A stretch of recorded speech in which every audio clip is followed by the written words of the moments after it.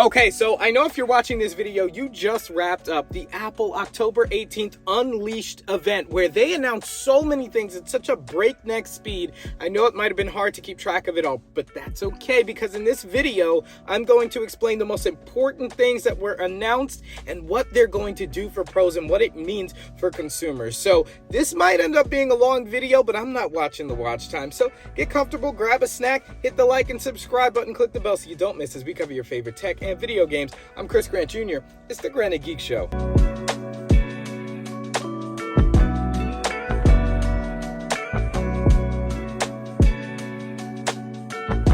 Okay, Apple, along with AirPods, which didn't really do anything for me, announced two brand new MacBook Pros with two new chips, M1 Pro and M1 Max. But first, let's talk about availability for these. So the Apple website is actually live right now, and you can order these devices. Now, I was surprised. The 14-inch actually starts at only $1999.99, $2,000. I thought it was going to start at $2,400. If you want the M1 Max chip, because the 14-inch is configurable with the M1 Max chip, that's going to start at about $2,899, $2,899. Whereas, if you want this 16-inch bad boy, this thing starts at, we're looking at a cool $2,500. That's actually low for what I thought for the 16-inch. And these all come with either M1 Pro or M1 Max. There are no M1 variants of the 14 and 16-inch screen. So if you really liked M1, but you just wanted the 14-inch screen size, can't do that. And to get into the M1 Max chip, at the cheapest price in the 16-inch MacBook Pro, you're looking at a cool $3,000, $3,099. So that's the availability, and these things won't be available. Oh my gosh, the 16-inch won't be available until the first week of December. The 14-inch is coming as early as the first week of November with free shipping and stuff. So let's talk about these devices and what they actually are and what they mean and what they represent for the entire industry. Obviously, the self-explanatory things, 14 and 16-inch sizes, they come in space gray and silver like we're used to. Let's talk design first. These things are beautiful, and I don't care. I know there was kind of a mixed reaction about the notch that's starting to develop right now. You're crazy. I'm sorry. You're crazy. If you don't think that notch looks hot, I'm sorry. They already warmed you up to it with the iPhone from the iPhone 10, saying get used to the notch. We're going to hit you with a notch. And there, we have thinner bezels all around, which is fantastic. I thought the 16-inch from years ago, 2018, already looked pretty good in terms of bezels. We have a 24% reduction in bezels, so it's like an all-screen thing. You got that drop-down notch. Now, the notch, I was like, okay, well, they couldn't put like a 2K camera in there at least, but I'm not going to complain. Beggars can't be choosers. 1080p for that front-facing webcam now on the MacBook Pro. The screen is gorgeous. Absolutely. It is the same technology inside the M1 iPad Pro.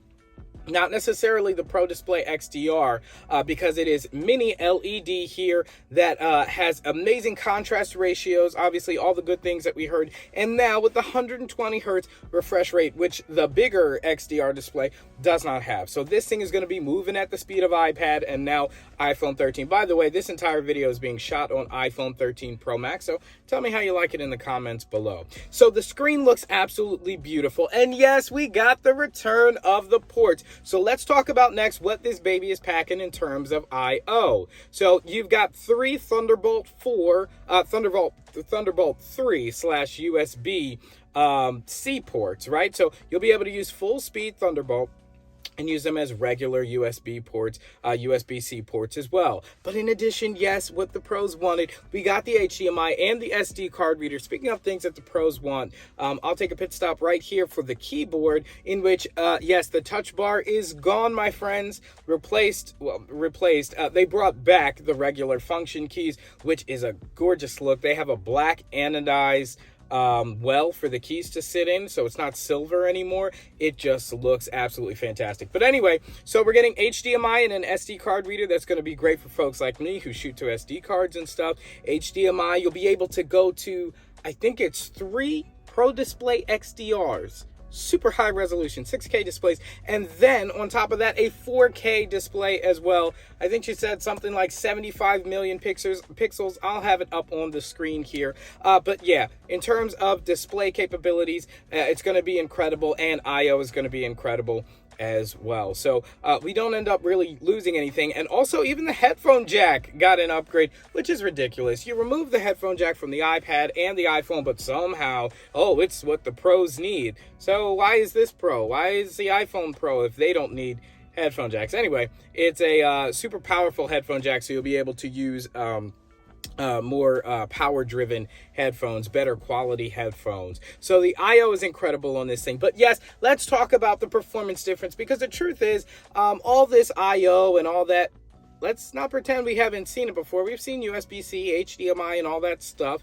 So the M1 Pro, this is a chip that is, what, I think they were saying it's twice the speed. You're getting performance 70% faster than M1, which is insane, because M1 was already really a great machine. Up to 10 CPU cores, up to 32 core GPUs, which is going to be insane, up to 64 gigabytes of unified memory. Now, in order to get that 32 core GPU, you're going to have to do the 64 gigabyte unified memory option. So that's about your RAM. 8 terabytes of storage. We were expecting that, of course. 21 hours of battery, guys. So the battery life has been doubled, which we were expecting from those inefficient Intel chips. By the way, RIP Intel.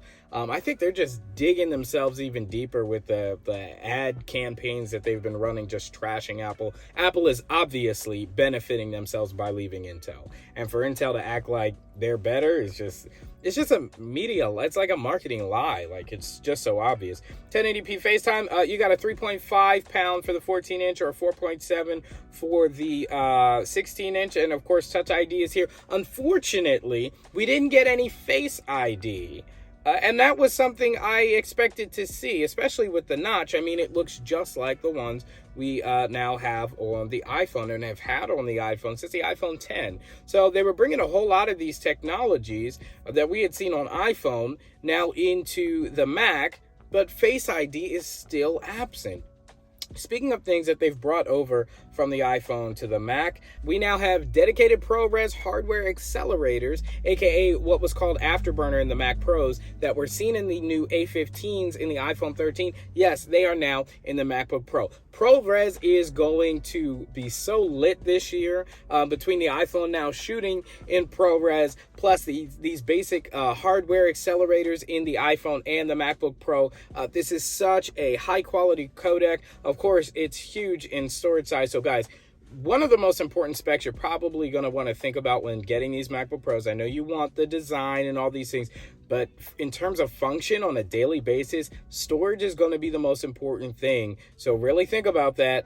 And, you know, you may want the higher clock. Maybe you want the M1 Max versus the Pro, but think about how much storage you're going to be able to get on that, because I mean, you're going to fill this stuff up with such high-res files, and with all that performance, it's going to need space to do work. Something I thought was really weird about what they did, we've got the return of MagSafe, which is great. I love MagSafe, but they still allow charging on the USB-C ports. And this does make sense if you have like some daisy-chained super rig with displays and hard drives and also charging, and you want to still be able to plug one thing into your MacBook Pro. That makes sense. It's just weird that you basically have 4 charging ports. We got an update to the speaker system. If anybody's really using MacBook Pro speakers, if they're a real pro, I mean, they probably want to use them maybe for reference of how it'll sound on a laptop, but it's not really going to be used for anything like that anyway. Let's talk about these hard drive speeds coming in at 7.4 gigabytes of read speed. It's absolutely insane. You'll be able to, I don't even see why you would want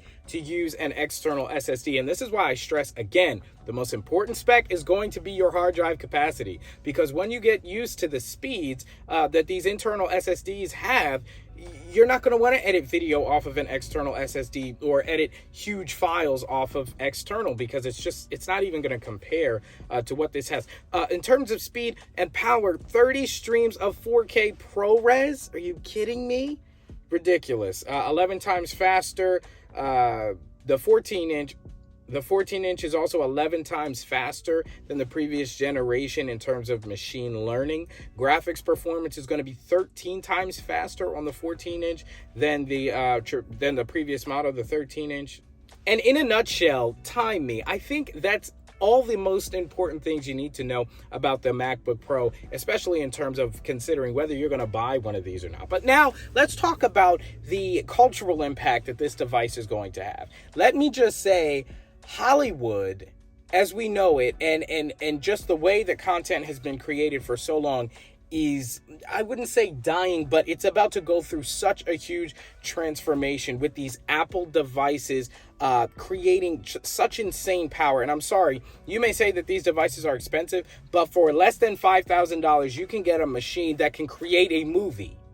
And I'm talking about a movie that would be on Netflix, a movie that would be in the theaters. That's how powerful these devices are. We were playing around, beating around the bush. These devices are here, and the future is literally here when it comes to what kind of content we can now create. I'm not too crazy about the iPhone 13 camera saying, oh, this is real movies. And I know Apple's been pushing that as kind of a cinematic tool. But no, I'm talking for $3,000-$4,000, you can get a cinema grade camera. And for another under $5,000, a cinema grade editing rig, basically, with a grading grade, a professional grade display, 120 hertz, super color accurate, super bright, 1,000 nits peak brightness. For under $10,000, you can make a movie. This is what Hollywood has spent hundreds of millions of dollars in building this infrastructure in order to do. I'm digressing. I'm getting off kind of on a side quest, but man, what these M1 devices, and by M1 I mean M1, M1 Pro, and M1 Max. M1 is looking like a slouch now. The future truly is here in terms of content creation. So obviously I'm going to do a deep dive on all of this and give you my more relaxed, more intellectually thought out ideas about these new devices. But this is a rundown of the most important things that came out of this event and what they are going to mean for the industry and for content creators. So if you guys enjoyed this video, I'm not sure how long it was, but go ahead and leave a like and get subscribed, guys, as I'm of course going to be diving into all the new features on the MacBook Pros. I'll be trying to get my hands on one as soon as possible, and so support the channel and click the bell so you don't miss when that happens as we cover your favorite tech and video games. I'm Chris Grant Jr. Guys, it's the Granite Geek Show.